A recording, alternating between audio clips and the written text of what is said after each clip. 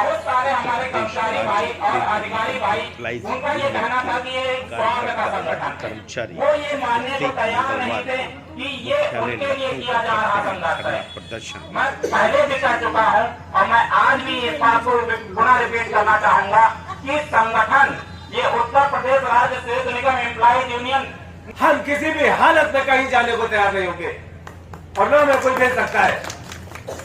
भाई गाली रखते हैं, शिशिर गुप्ता गाली रखते हैं, वैभव जी गाली रखते हैं। मैंने तो मुझे कहीं कोई वीडियो नहीं दिखाई दी, न कोई ऐसी कोई फोटो दिखाई दी आपत्तिजनक।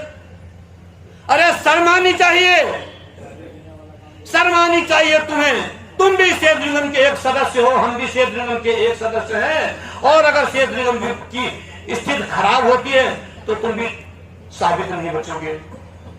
60,000 करोड़ रुपए का उनके पास सेंटेंस था उस समय, जिस समय वो अपने सारे कामों से हाथ धो बैठे थे, लेकिन अर्जित उनके पास जो सेंटेंस था वो 60,000 करोड़ था, जिसके बदौलत वो आज 2 सालों तक किसी तरीके से सर्वाइव कर पाए। आपकी स्थिति उनसे बहुत भिन्न है सेंटेंस के मामले में। 2 सालों के बाद आज वही तलवार सेतु निगम पर लटका दी गई है। कैबिनेट नोट जैसे मैंने बताया बन चुका है। लोक निर्माण विभाग द्वारा सेतु निगम से सुझाव मांगे गए हैं इस संबंध में कि अगर आप और कोई सुझाव देना चाहें तो दे सकते हैं। दोस्तों, ये सब केवल खानापुरी है। कल एक बैठक है, उस बैठक के माध्यम से एक समिति गठित की है प्रबंध निदेशक महोदय ने। उस समिति अपनी औपचारिकता को पूरा करके और अपनी रिपोर्ट प्रबंध निदेशक के माध्यम से शासन को उपलब्ध कराएगी और शासन उस पर कैबिनेट में प्रस्ताव को प्रस्तुत करने की कार्रवाई को प्रारंभ करेगा। वो तब आपके सारे के सारे काम लगभग ठेके में चले जाएंगे। कैबिनेट नोट में यह भी लिखा हुआ है कि जो भी ईपीसी मोड पे प्रोजेक्ट दिए जाएंगे उसकी पीएमसी यानी project management monitoring committee, project monitoring committee का कार्य आपको दिया जाएगा कि नहीं दिया जाएगा ये भी निश्चित नहीं। हमारे वर्कर, हमारे जो कार्यप्रवाही कर्मचारी हैं, हमारे जो चतुर्थ श्रेणी के बहुसंख्यक कर्मचारी हैं, जैसे कहते हैं जो सबसे बड़ी संख्या में हमारे सेतु निगम में हैं, उनको कार्यों के आधार पर ही वेतन का भुगतान होता है। फिर वेतन कार्यों पे बुक होते हैं, तो जब कार्य ही नहीं बचेंगे तो वेतन कहां से निकलेगा। एक एक करके सारे जो भी हमें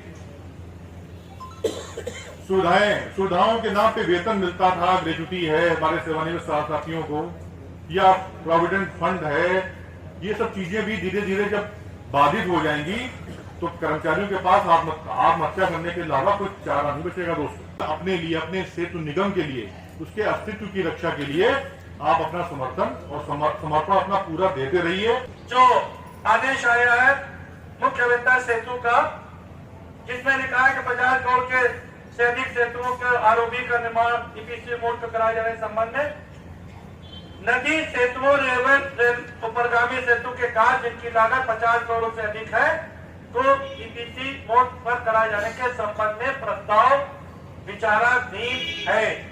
और ये काम किसने प्रस्ताव किया है? ये डिलाइट कंपनी जो आई थी उसकी रिपोर्ट के हिसाब से ये सेतु निगम और निर्माण निगम को बर्बाद करने की जो प्राइवेट जो कंपनी है, हम सभी डिलाइट कंपनी को मोर्दाबाद के नारे लगाते हैं, जो सेतु निगम को जो बर्बाद करने की जो रिपोर्ट बना रहा है उसके लिए हम बददुआ भी करेंगे और उसका हम बहिष्कार भी करेंगे। रेवड़ी के जो राजमार्ग है उन पर 5 करोड़ के अधिक के लागत कार्यों को ईपीसी मोड पर सफलतापूर्वक संपादित कराया जा रहा है। लोक निर्माण विभाग के विश्व बैंक और एडीबी के द्वारा संचालित परियोजनाओं में भी सफलतापूर्वक ईपीसी मोड द्वारा कार्य कराया जा रहा है। यह ऑर्डर राज्य निर्माण निगम के 10,456 करोड़ के जो ऑर्डर हुआ था उसकी लिस्ट मेरे पास है, उसका आदेश संख्या देकर के कि ये 13 दिसंबर 19 के ईपीसी मोड की व्यवस्था लागू कर दी गई है। शासन आदेश के अनुसार प्रदेश के 50 करोड़ से अधिक लागत वाले शासकीय भवनों में निर्माण कार्यों को लोक निर्माण विभाग के माध्यम से खुली निविदाएं राष्ट्रीय स्तर पर आमंत्रित कर ईपीसी मोड पूर्ण कराया जा रहा है। जो भी मैं बात कर रहा हूं या करता हूं वो तथ्यों के आधार पर करता हूं।